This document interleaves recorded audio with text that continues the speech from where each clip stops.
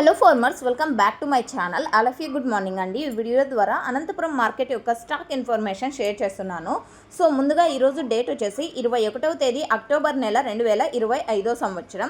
ఇక ఈరోజు Anantapuram tomato market యొక్క స్టాక్ తీసుకుంటే కనుక నిన్నటి మీద కూడా జస్ట్ కొద్దిగా తగ్గింది అని చెప్పొచ్చండి.